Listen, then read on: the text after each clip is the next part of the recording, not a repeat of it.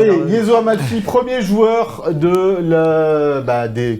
a porté le maillot des deux clubs. Effectivement, et du coup je vais évidemment commencer par saluer et remercier Philippe Camps, parce qu'un souviens-toi, sur une légende de l'OGC Nice, ça se passe forcément avec des papiers d'archives de Philippe Camps. Et on l'embrasse fortement. Et on l'embrasse en espérant qu'il nous regarde.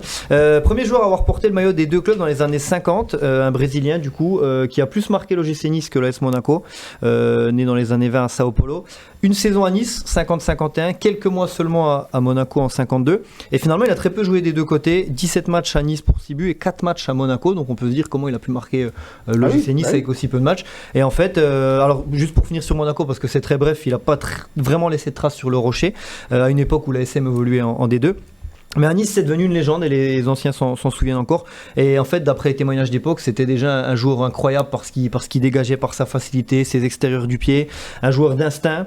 On le voit là sur la composition d'équipe. Et il a aussi marqué le club parce que Nice remporte son premier titre de champion de France cette saison-là, en 1951, sur ces photos d'époque assez fabuleuses avec de belles cuisses. Avec les muscles de la cuisse bien dessinés. Et ce qui a fait sa légende, c'est justement ces histoires et ces légendes qui entourent son passage. Alors difficile de démêler le vrai du faux, hein, c'est comme Georges Best ou d'autres joueurs pour qui on prête beaucoup de légendes. Mais déjà il est arrivé sur la côte à Cannes après des jours et des jours par la mer, costume blanc, enfin voilà, une classe incroyable, ce qui était décrit dans l'article de Philippe Camps. Et sur le terrain, son talent sautait aux yeux finalement. Mais le coach de l'époque n'était pas très fan de son profil, l'anglais Eli Roos, ça parlera peut-être aux anciens que tu n'es pas assez Mika. Il préférait les joueurs discipliné, qui aimait courir, défendre, c'était pas son truc. Et une fois il travaillait à Medicine Ball, il a voulu contrôler le ballon, il a dit je me suis cassé la poitrine. Ancêtre de Farioli donc. Voilà. Medicine Ball, c'est ballon très lourd, on travaille la puissance, et un jour il est revenu avec un ballon normal, il a dit au coach, toi connaître ça. Ça a pas plu au coach, il a beaucoup moins joué, c'est pour ça qu'il jouait si peu. Et du coup c'était pas son profil. Et pêle-mêle dans les légendes qu'on peut lire sur lui, il se serait recoiffé sur le terrain avec un peigne qu'il aurait caché dans son short. Il se coiffait sur le terrain. Il avait le peigne. Non mais je dis légende parce qu'on sait jamais trop ses souvenirs d'époque, etc. Mon père me le racontait avant que je le lise. Pour le coup, ça c'est du coup quelque chose de vérifié. Il venait au stade avec des roses qu'il jetait aux supporters, mais plus aux supportrices, on s'en doute.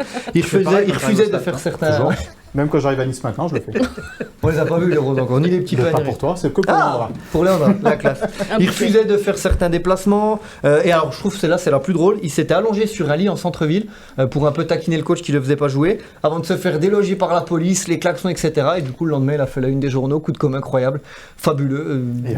Il avait remonté toute une rue en jonglant. Avec les gens autour de lui et tout ça. Et sur le terrain aussi, il n'en foutait pas une des fois. Et le stade commence à Yezo, bon ok, et il marquait. C'est beau. Et en fait, à la Balotelli quoi, un petit peu. Quoi. Apparemment encore plus haut. Et il a profité du coup d'un changement de coach pour gagner du temps de jeu. Mais il n'a pas joué le dernier match pour le titre, gagné par le gym contre le Stade français. Et d'après toujours l'article de Philippe Camps, il a suivi ce match avec les supporters devant l'ancien siège de Nice Matin en centre-ville. Donc voilà, il était déjà attaché aux valeurs locales a priori. Et donc il était revenu, on va avoir une dernière photo normalement, il était revenu dans les années 80 à Nice, ville où il a gardé des souvenirs fantastiques. Et je voulais finir sur une citation qu'il a tenue à l'ancien journaliste de Nice Matin, Julien Giarizzi, une référence du service des sports, et qui disait, à qui Yezo Amalfi avait dit donc à Julien Giarizzi: aujourd'hui je suis recruteur pour Santos, je n'ai pas besoin de voir jouer un footballeur longtemps pour le juger. Un jour une femme vient avec son fils de 14 ans pour avoir mon opinion.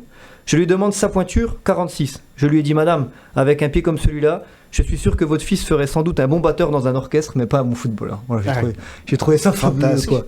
Fantastique jusqu'au bout. Et donc décédé il y a un peu plus de 10 ans, mai 2014, c'est à ce moment-là que Philippe Camps...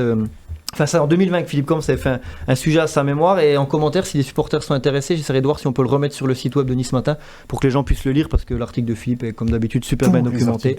Voilà. C'est un pléonasme. Mais ces articles sur les anciens sont encore plus longs, encore plus fouillés, c'est toujours un régal, donc si jamais on essaiera de voir pour le mettre en ligne pour ceux qui ne l'ont pas lu et qui veulent éventuellement lire ou le relire. Voilà, pour Yezo Amalfi. Eh ben c'était super ce souvenir, ce souviens-toi à propos de Yezo Amalfi, donc premier joueur dans l'histoire à avoir porté le maillot des deux clubs.